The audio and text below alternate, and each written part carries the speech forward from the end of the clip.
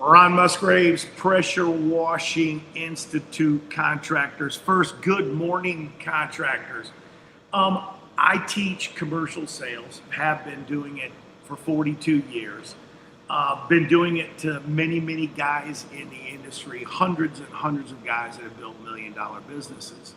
Um, this is one of my larger success stories with unsolicited proposals is a $625,000 unsolicited proposal signed and the deal done, which also grew in over the years into over $1 million contract.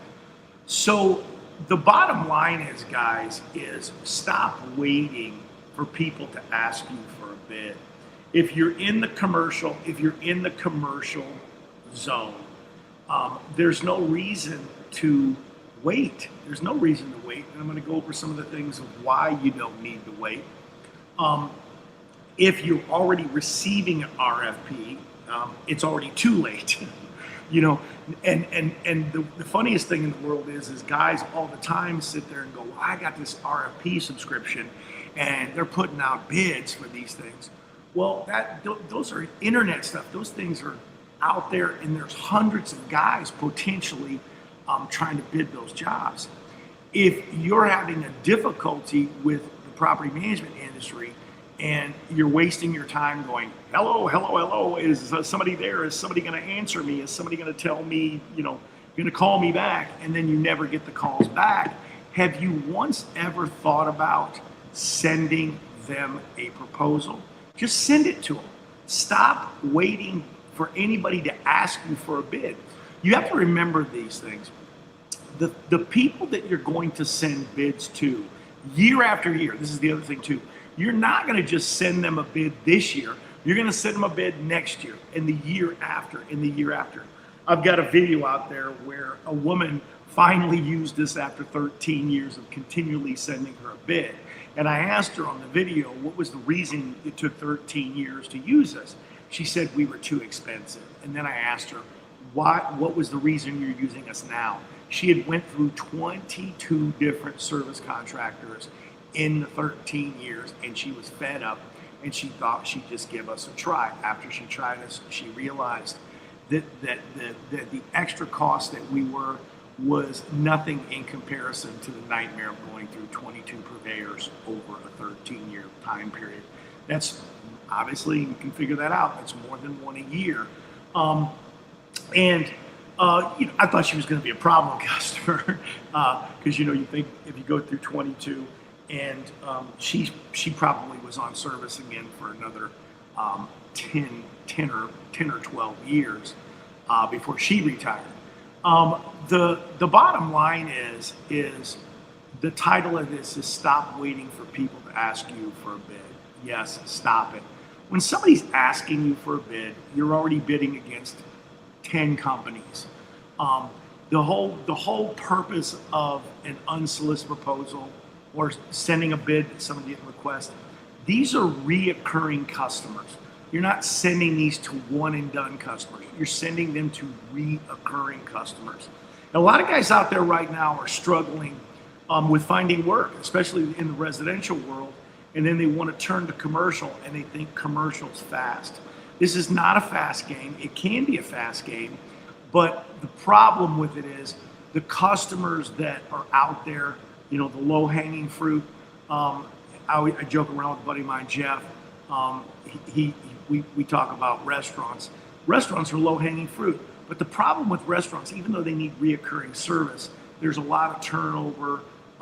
Their budgets are derived from the profits of the organization. So if it's not a high volume restaurant, it's not going to have a lot of service. If the budgets, typically if they're not high volume, the budgets are low.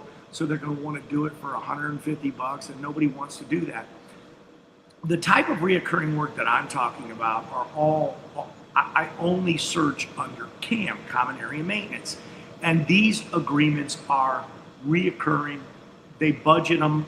There's actual money in the budget. I'm not going to tell you where that money comes from. If you follow me and understand what CAM is, Common Area Maintenance, it's in a triple net lease. You'll understand it. You can go there and look. And I'll tell you what, I give a prize away if somebody not new, I mean somebody that has not been in my program answers the question of why we're searching for Cam and where the money comes from. I'll typically send them a couple of shirts, send them a hat, do something for them. So if you want to chime in below and you believe you understand where Cam money comes from, chime in below and let us know, and I'll send you a shirt. Actually, after you answer the question, go ahead and PM me that you want a shirt. So a lot of guys have trouble with property managers and things, and I want to dispel something also. A commercial property manager does not make profit off of your service, okay? And they don't want to hire the cheap guy. This is their sole existence and job, is to hire purveyors to take care of the property inside the camp.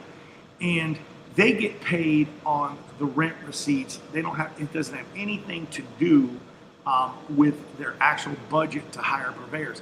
They don't get a bonus or a pat on the back to say, hey, I just hired the cheapest guy, I saved us some money. They're liable to lose their job if they're out there doing something like that. And there are managers out there that think, hey, I got to grind and get down to the cheapest guy. And they soon find out they don't have a job themselves, because when they inadvertently hire somebody that's the cheap guy, you know, the chuck in the truck, and they get bad service, the owner of the investment, because these are investments, wind up firing them. And then they learn and they move forward and go, hey man, I don't want to be doing that again, because I don't want to wind up losing my job or get fired from a property. They understand that they have to have a better working relationship with all their service contractors, and they're not hiring the cheapest guy. And when you find out who's actually paying the CAM fees, you'll understand why they're not interested in looking for the cheapest guy. But so I want to dispel that fallacy of the property managers are out there to hire the cheap guy. It's not the case in the majority of them. I'm not telling you that there's not bad managers out there. There are. But the bottom line is that if you put in an unsolicited proposal, you're ahead of the game, you know, and you're getting the call from them. Now, how would that be? You're getting a call from a property manager versus all the calls you leave and say, hey, this is Ron, I want to clean your sidewalks, please call me back. First of all, you'll learn in my teachings that you never say that. You never say that. I'll get a call back. I'll get a call back from somebody almost 90% of the time. And I've just got some tactics that gets the call back. And I'll just give it to you. You can kind of use this in your own mind. Never announce that you're trying to get their business for services. Never announce who you are and what you're doing. Now, if you get them live on the phone, absolutely. But if you're leaving a message, leave the message a little differently. And like I said, if you follow me and take my sales stuff, you'll learn some of the ways to do that so that they do wind up calling you back. The one cool thing, though, about sending an unsolicited proposal, it's the start of a relationship. It's the start of several different things. You're going to find out when they're doing their actual budget time. Usually it's in October. You're going to find out when they do CAM reconciliation. You're going to find out the budget. Sometimes you just find out what the budget is. And then it's about, can you perform inside of that budget for that amount? In other words, if they're asking you to do it for $2 and you need $6, well, then you're probably not going to be able to work with that manager, and that's okay. Pass. It's a pass. And no one's going to be offended. They're not going to be offended. They're going to be thankful that you're not wasting their time. And the last thing you want to do is lower your price. If your margins are set, I always tell guys this too. Everybody argues about, well, the margins are higher in residential, the margins are higher in commercial, and you got these guys arguing about this. That's complete bullshit. The margins are set by you. You set the margins. If I set the margins up here for residential, they're going to be higher than maybe somebody's margins that are in commercial because they didn't set their margins high enough. You control the margins. The industry doesn't control the margins. You set your own margins. So I want to get that out of everybody's head too, because That's absolutely ridiculous to sit there and think that that somebody else sets margins. You set them. Now sometimes budgets don't work out. You know, if it's a $2 budget and you need $6, yeah, that's probably not going to be a manager that you want to work with. But the bottom line is you need to send unsolicited proposal.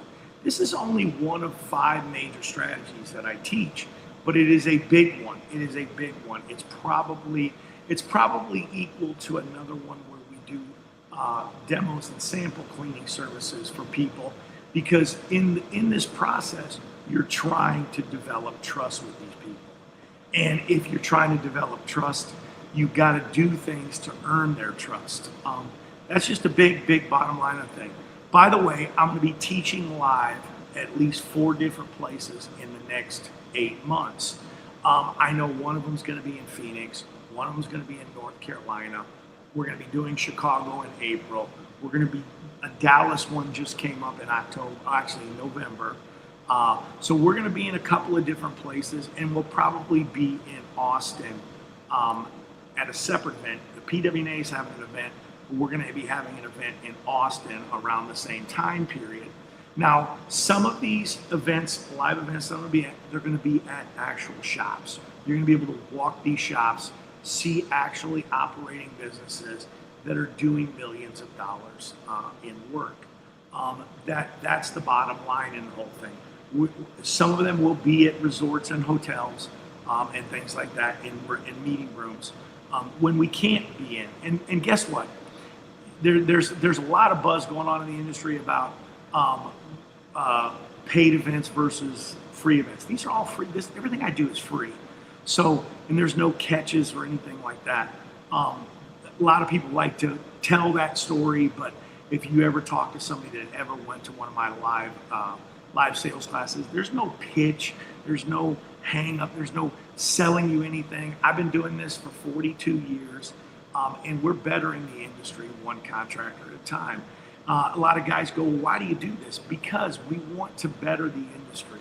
We want guys to understand. We want guys to be able to feed their families. Especially in this type of an atmosphere, people out there need to understand this and know this stuff. Appreciate you guys tuning in. Pick up I challenge you, drive today to a shopping center, a commercial property. Don't worry about if you can't find the ownership. If you send it to the wrong people, they'll give you the ownership. You know, a lot of times guys will send it to the leasing agents. Well, the leasing agents know who the owners are. They know who the property management companies are, because that's who hired them. So they'll actually call you back and give you all that information. So many people get hung up on waiting, thinking that it's got to be perfect. It doesn't have to be perfect. Just get out there and take action, guys. Take action. If you take action on this, you'll learn it. You don't even, to be honest, once you start taking action, you don't even need me to teach you. You will understand it. You will start it'll unfold right in front of your eyes, and you'll go, wow, he's right. These people are just waiting for us to give them a proposal. And I was sitting there on my heels waiting for them to call me. Stop waiting for them to ask you for a bid and just give it to them. You can send that bid over and over again, year after year, and eventually they're going to understand your brand, they're going to see you, and the relationship is going to start to foster. And they're also going to recognize that you're consistent and persistent, but you're not overpowering them. You're not aggressive. You're just, at the time of the year, you send them the proposal. It's right in front of them. Your brand's there. They may exchange a phone call to you. You may exchange a phone call to them. But year after year, you keep doing that, you will break through and you will get these customers. And let me explain something to you. This unsolicited proposal right here for $625,000, that happens a lot. I have guys that tell me all the time they get them for 50, they get them for $250,000, they get them for 125,000. It only takes a few of those customers. One customer can change your life. 3 customers can change your entire family's life for the future. The bottom line is, guys, this is where the money is at. This is it. This is where it's at in reoccurring commercial work. I don't think one and dones. Don't call me and ask me about even a parking garage. It's funny because I'll mention this a little bit. I went out and I sold 2 parking garages within 2 weeks. Now, I'm not telling you you can do that. I know a lot of people have a lot of relationships. The bottom line is these are even reoccurring, and I'll show you guys that these people are only interested in reoccurring services, even for a parking garage. A lot of guys out there will tell you, oh, parking garages are one and done. They do them every 3 or 4 years. You get $100,000 or $300,000. There's some bad companies out there that only wash their garages every 3 years. But even the parking garage people now are understanding that in order to take care of the garage properly and not have the erosion and corrosion of the metal and things in the steel, in the concrete, they need to take care of these a little bit better. Cleaning them is part of the restoration process, not the actual restoration of the garage, but preventing a restoration from happening sooner than they need to. If they're cleaning the garages, they're cleaning all the salts and things in the garage out of the garage, because that's the number one thing that messes up the steel in the garages. These are things that you need to understand and know about what the pain points are for your customers. Lots of guys think it's all cosmetic. It's not. A lot of times it's safety, health, environment, slip and falls, things like that. They don't want these things on their property, and they understand that cleaning a property is going to be safer and more environmentally compliant, the whole 9 yards, and it's going to make the paint on the building last longer, better care for the concrete, better care for the windows. All the things that are on a property are going to be lasting longer, which in the end result will save them money in the long run. Guys, check it out. Ron Musgraves, nationalcleaningexpo.com. Check it out. You'll see where my next live event is.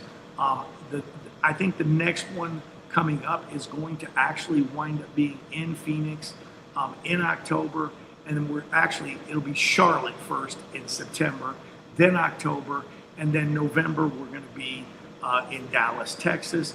And in April, we're going to be in Chicago. Absolute, one of my favorite shows. Had a dynamite sales thing there. If there's anybody that's watching this from that show, chime in how you've been doing since you took the sales class live for 4 hours in Chicago.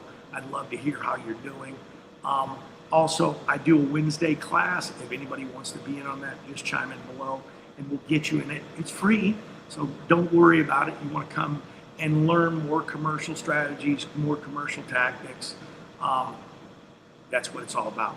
Ron Musgraves, Pressure Washing Institute, Contractors First. We're out.